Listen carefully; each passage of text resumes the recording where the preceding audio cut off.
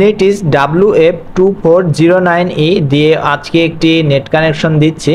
বর্তমানে Netis router ব্যাপক ব্যবহার হচ্ছে, যার কারণে এর জনপ্রিয়তা অনেক বেশি। নেটিস রাউটার এর জনপ্রিয়তার কারণ হলো রাউটারগুলো অনেক ভালো সার্ভিস দেয়। তো ভিডিওটি শুরু করার আগে আপনি যদি আমার চ্যানেলের নতুন দর্শক হয়ে থাকেন, অবশ্যই চ্যানেলটি সাবস্ক্রাইব করে বেল আইকনটি বাজিয়ে রাখবেন পরবর্তী নতুন ভিডিওগুলো সবার আগে পাওয়ার জন্য। এখন যে সংযোগটি দিতে যাচ্ছি এটা আমরা গতকাল সার্ভে করে গিয়েছিলাম, কাস্টমারের থেকে সব জেনে নিয়েছি কাস্টমারের কি কি লাগবে, আর আমরা আজকে সবকিছু নিয়ে যাচ্ছি যেগুলো প্রয়োজন ছিল। তো সবকিছু নিয়ে রওনা দিয়েছি। নেটিস WF2409E রাউটার নিয়েছি, বেলডন অনু নিয়েছি, TX9 Pro ultra HD smart TV box নিয়েছি, সবকিছু নিয়ে রওনা দিয়ে দিয়েছি। এখন কাস্টমারের বাসার কাছে চলে আসছি, যেখান থেকে সংযোগটা হবে। কেবল খুলছি, এখান থেকে কেবল আমাদের টানা লাগবে, আর এখানে আনুমানিক 120 মিটারের বেশি কেবল লাগবে। তো আমরা অনেকগুলা কেবল নিয়ে চলে আসছি, আর এখান থেকে আমাদের সংযোগটি যাবে। তো আমরা তার টানা প্রায় কমপ্লিট করে ফেলেছি। এখন আমরা পুলে বেঁধে দেব, কারণ তারের ডিস্টেন্স অনেক বেশি, তো সেজন্য তারটা উপরে তুলতে পারিনি। তারটা আস্তে আস্তে উপরে তুলে নিব। এখানে যে পুলটা দেখছেন, এখান থেকে কাস্টমারের বাসাতে ফাইবার যেতে এখনো 50 মিটার মতন তার লাগবে। তো আমরা বাসা পর্যন্ত তারটা নিয়ে গেছি।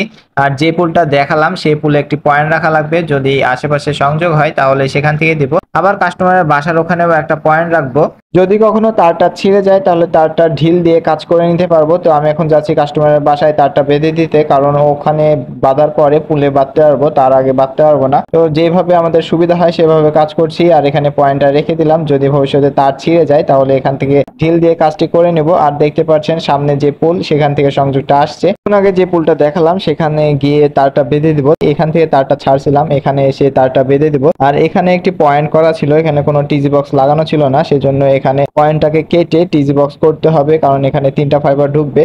আমরা এক পুল সামনে থেকে লেজার দেওয়ার চেষ্টা করব। এখন যে পুলে চলে আসছি, এখানে একটি স্প্লিটার লাগানো আছে, তাই আমরা চেষ্টা করছি যে এক পুল সামনের দিক থেকে লেজারটা দেওয়ার। এখানে চেষ্টা করব এখান থেকে লেজারটা দিয়ে দেওয়ার। দেখতেই পাচ্ছেন 2 পুল সামনে থেকে আমরা তার টানা শুরু করেছিলাম। তো এখানে এসে একটি সমস্যা হয়ে গেছে যে কোর বুক হয়ে গেছে। ওইদিকে যে 4টা কোর গিয়েছিল সেই 4টা কোরে বুক, সেজন্য আমরা এপার থেকে লেজার দিতে পারবো না। আমাদের এখানে 4 স্প্লিটারের একটা আউটপুট ফাঁকাই ছিল, যদি কোর ফাঁকা থাকতো তাহলে এই 4 স্প্লিটার থেকে আমরা লেজার দিয়ে দিতে পারতাম। তো কিছু করার নাই, কোর ফাঁকা করতে অনেক সময় লেগে যাবে, সেজন্য আমরা এখানে সুন্দরভাবে এটা গুছিয়ে পুলে বেঁধে দেবো। তারপরে যেখান থেকে তার টেনেছিলাম সেখানে একটি পয়েন্ট বানানো ছিল, সেটাতে গিয়ে একটি 4 পোর্ট টিজি বক্স লাগাবো, আর সেখান থেকে লেজারটা দিয়ে দেবো। তো এখান থেকে আমাদের লেজার দেওয়া সম্ভব হলো না, কারণ কোর বুক হয়ে গেছে। 4 কোরের ফাইবার ছিল, 4 কোরেই বুক, কোনো না কোনো কাজ চলছে 4টা কোরেরই, সেজন্য এখান থেকে লেজার দিতে পারলাম না। এখান থেকে কোনো কিছু করা গেল না, এখানে সুন্দরভাবে গুছিয়ে পুলে বেঁধে দেবো। তারপরে যাব যেখান থেকে তারটা টেনেছিলাম সেখানে গিয়ে কাজ শুরু করে দেবো। এখানে আমরা সবগুলা 4 কোর অপটিক্যাল ফাইবারেরই কাজ করছি, আর এখানে টোটাল 3টা ফাইবার ঢুকবে। আর সব ফাইবারগুলোকে কেটে নিচ্ছি, কেটে নেওয়ার পরে 4 পোর্ট টিজি বক্সের মধ্যে ফাইবারগুলোকে ঢুকিয়ে নেব, তারপর আমরা কাজ শুরু করে দেব। তার আগে আমাদের আশেপাশে যে লাইনগুলো আছে সবগুলো বন্ধ হয়ে গেছে, সেগুলো আগে চালু করতে হবে।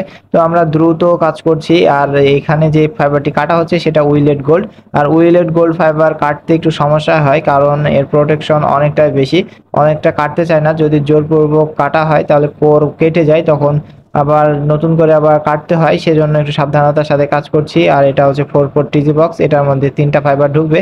তারপরে আমরা লেজার মেপে তারপরে এখানে একটি 1:2 স্প্লিটার লাগিয়ে দেব, তাহলে আমাদের লেজার দেওয়ার কাজ হয়ে যাবে। কাস্টমার নন স্মার্ট টিভির জন্য TX9 Pro ultra HD smart TV box আনতে বলেছিল, তাই আমরা নিয়ে আসছি। এটা সেট আপ করবো, আর কাস্টমারের বাসায় গিয়ে দেখবো যে আসলে এলইডি টিভি না অন্য কোনো টিভি। তো আমরা আগে দেখে নিই।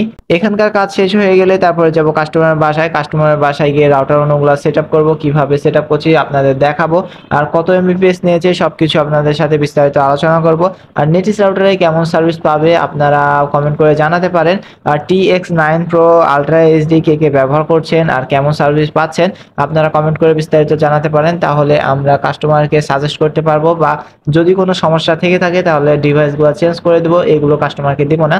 আরো ভালো ভালো যেগুলো ডিভাইস থাকে সেগুলো কাস্টমারকে দিব, যেন কাস্টমার ভালো সার্ভিস পায়।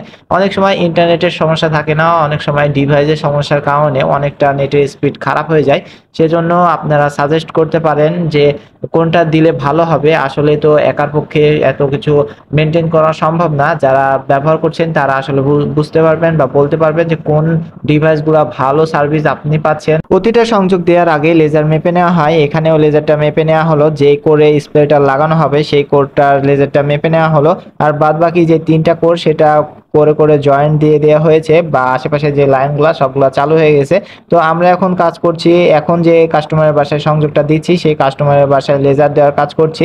এখানে একটি 1:2 স্প্লিটার লাগাচ্ছি, এখানে 1:2 স্প্লিটারের দুইটার আউটপুটেই মোটামুটি লেজার থাকবে, খুব একটা বেশি না, কোনো সমস্যা হবে না, লেজার সংক্রান্ত কোনো সমস্যা হবে না। যদি হয় তাহলে আমরা দেখে দেব। অপটিক্যাল ফাইবারগুলোকে ইলেকট্রিক স্পার্কের মাধ্যমে গলিয়ে জোড়া দেওয়া হচ্ছে।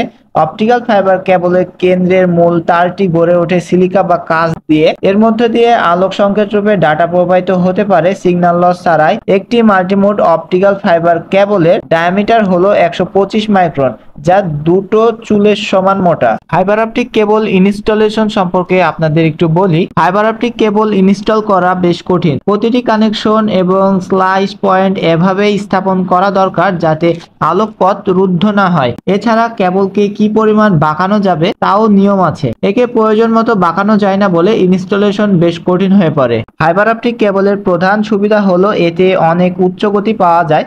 বর্তমানে এতে 100 এমবিপিএস থেকে 2 জিবিপিএস বা 2 গিগাবিট পার সেকেন্ড গতি পাওয়া যেতে পারে। তার মানে বুঝতেই পারছেন অপটিক্যাল ফাইবারের মধ্য দিয়ে কত দ্রুত ডাটা আদান প্রদান হয়। যারা ভাবছেন ক্যাট6 দিয়ে ইন্টারনেট সংযোগ নেবেন, আপনারা যদি সার্ভিসের কথা চিন্তা করেন, ভালো সার্ভিস যদি পেতে চান, তাহলে অপটিক্যাল ফাইবার দিয়ে ওয়াইফাই সংযোগ বা ইন্টারনেট সংযোগ নিতে হবে। দ্রুত গতির ইন্টারনেট ব্যবহার করতে হলে অপটিক্যাল ফাইবার দিয়ে অবশ্যই ইন্টারনেট সংযোগ নিতে হবে, এর কোনো বিকল্প নাই। তাছাড়া লেজার দেওয়ার কাজ হয়ে গেছে, টিজি বক্সটা সুন্দরভাবে বেঁধে দিতে হবে। আমাদের সাথে করে 3টা ডিভাইস এনেছিলাম, তার মধ্যে TX9 Pro 8K ultra HD smart TV box. এটা নন স্মার্ট যেই টিভিগুলো থাকে সেই টিভিগুলোকে স্মার্ট অ্যান্ড্রয়েড টিভিতে রূপান্তর করে, এটা অনেকটাই ভালো।